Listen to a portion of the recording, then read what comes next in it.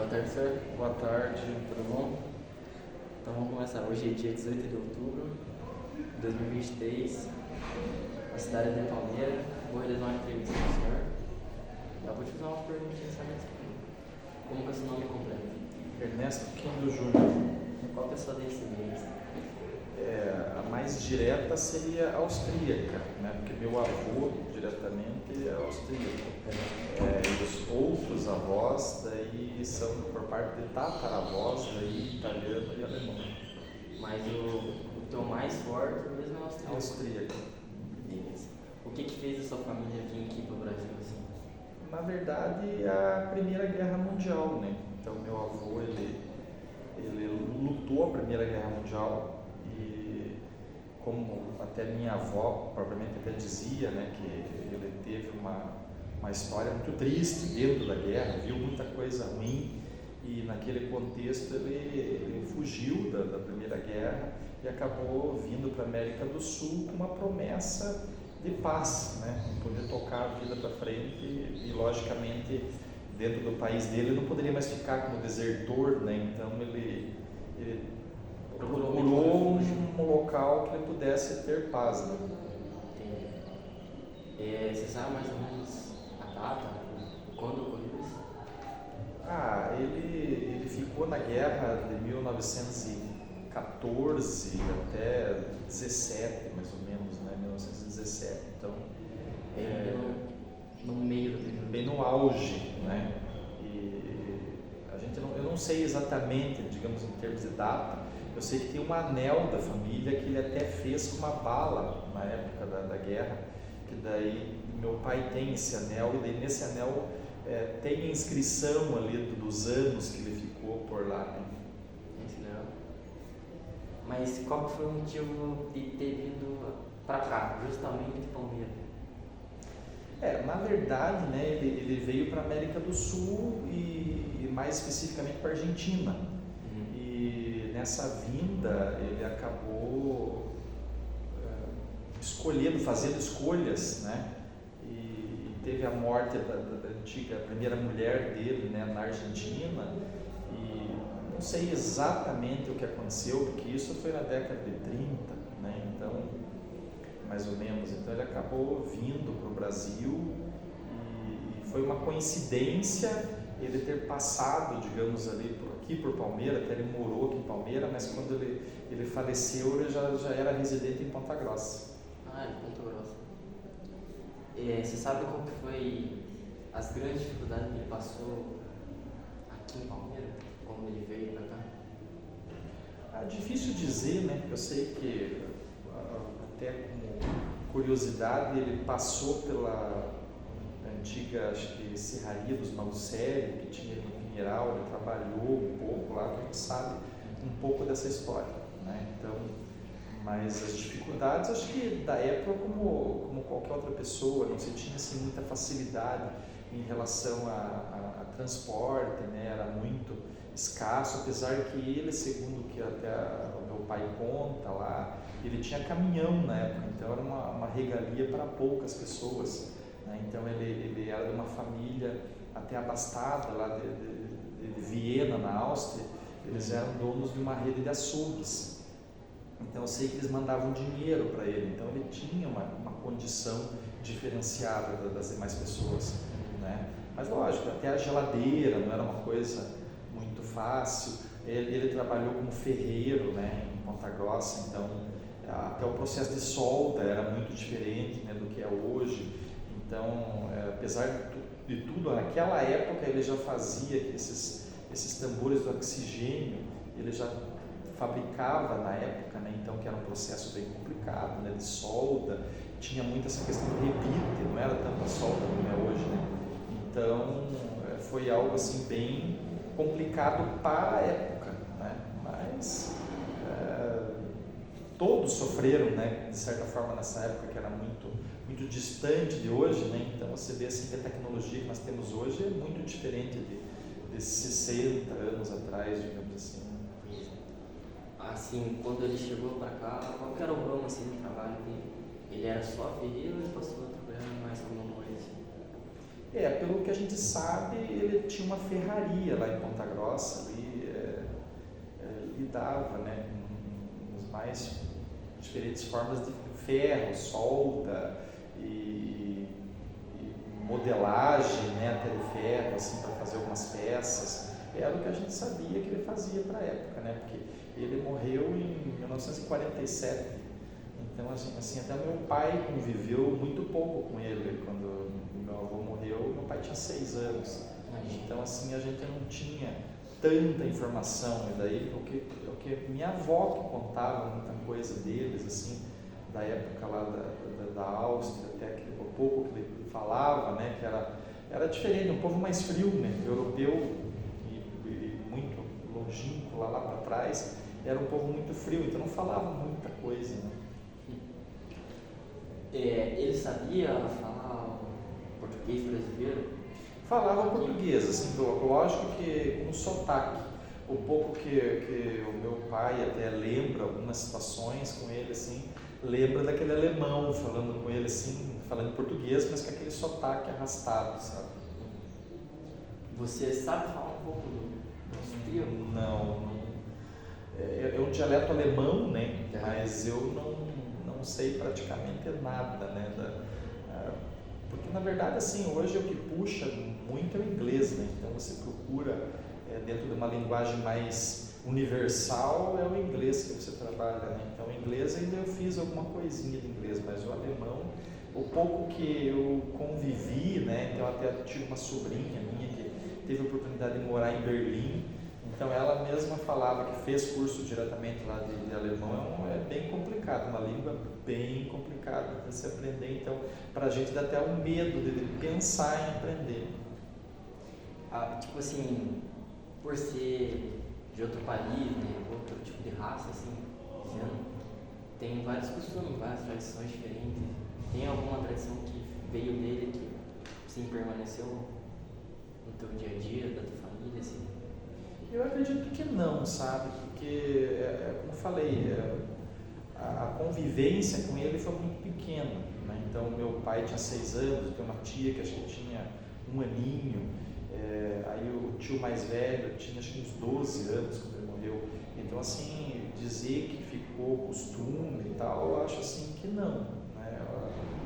A gente não tem nada específico que possa se dizer assim que foi trazido para a realidade de nosso dia a dia. Então, infelizmente, né, porque eu acho que a gente busca conhecer alguma coisa dele. Até eu tenho uma tia mais velha, que hoje está com mais de 90 anos também, que era uma tia do primeiro casamento do meu avô lá. Então, às vezes, quando a gente se encontra, a gente acaba perguntando muita coisa, mas se esqueceu durante o tempo, né? Você só lembra do trejeito, eles, né, lembram, na verdade, do trejeito do pai deles, né? Então, assim, a forma com que ele agia, a forma com que ele falava.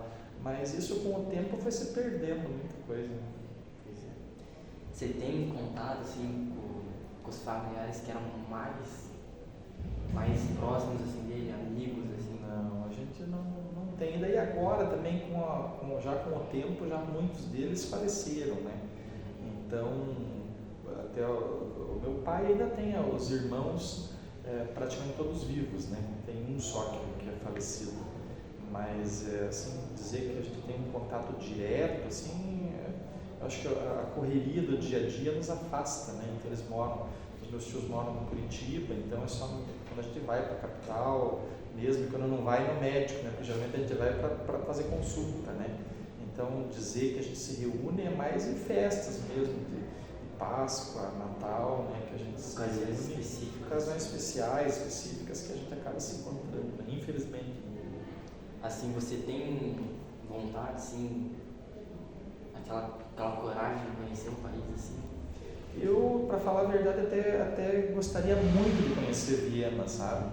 É uma curiosidade que eu tenho. Até as pessoas, amigos que já foram, né, para Viena, dizem que é uma cidade muito agradável, muito bonita e com um poder aquisitivo muito alto, né? Diz que é muito caro você morar lá, você comprar as coisas lá, diz que não é nada barato para quem vai como turista. Mas eu tenho essa curiosidade talvez, né, um dia até consiga, é uma das vontades, né? Até de repente, eu sei que é muito longínquo, mas o meu sobrenome, particularmente, né, o Kindle, K-I-N-D mudo L. Ele no Brasil é só nós que temos. Então existem variações, o Kindle com o E, o Kinder, né, algumas variações. Mas especificamente esse sobrenome é o único da nossa família, então são poucas pessoas que têm. Eu tinha vontade, né, de conhecer. Então até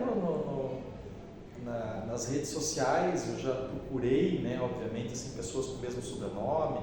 Tentei conversar, mas eu acho assim que o povo fica até meio desconfiado, né, quando você começa a puxar uma conversa. Tentei conversar com algumas pessoas, traduzindo, né, para o alemão, né, ali para ver se respondia. Não tive muito sucesso. O pessoal acho que fica desconfiado se você quer alguma coisa, algum golpe, alguma coisa do gênero. Tem até um hotel Kindle, né, também, que eu sigo até no Facebook, é um hotel muito bonito, assim, sabe?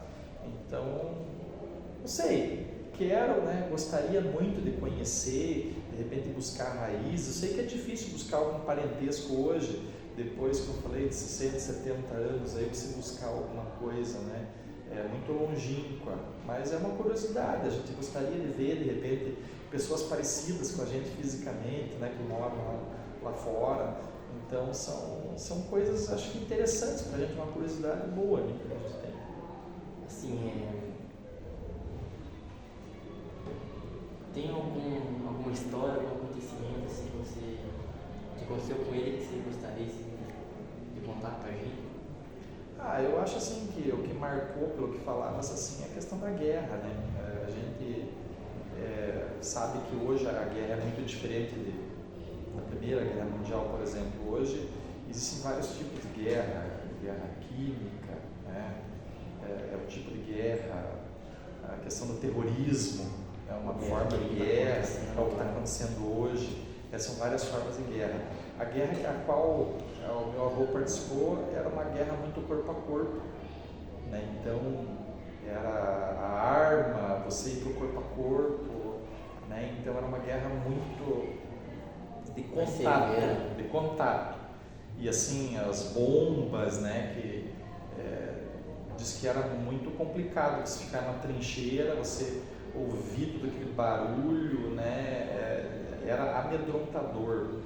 Então eu imagino para a época o que foi o meu avô passar, né, por tudo aquilo, né? Foi uma das coisas pelas quais ele tentou fugir e conseguiu fugir até com um comandante que ele tinha também, que ambos acho que estavam cansados do processo e acabaram por fugir, né? Mas assim, história interessante, que eu digo assim, meu pai, o pouco que meu pai lembra dele, o pai era pequeno, tinha 6 anos, e daí um dia, diz que ele jogando bolinha de gude, eles usavam aquelas meias femininas para guardar as bolinhas de gude dentro, né? Então ficava aquela sacolinha, né, cheia de bolinha de gude. E o avô estava puxando ele queria brincar, e o avô puxava ele, botou no colo dele, e ficava ali, né, perturbando, brincando com ele. E daí o meu pai acho que não queria ficar no colo, estava meio perturbado. Ele pegou aquela sacolinha e virou e deu na cabeça do vô, assim, disse que estourou bolinha para tudo que é lado, sabe? Mas daí disse que o avô só deu risada, sabe? Disse que não fez nada assim na época. Então é algo que ficou na mente dele. Com 6 anos de idade, ele lembra até hoje. O pai está com 82 anos, né, hoje. E logicamente ele queria, mais do que ninguém, conhecer também um pouco mais da cultura do pai dele. Até hoje eu vejo pela televisão que ele busca vídeos e tal, né, para tentar resgatar um pouquinho daquilo que ele deixou de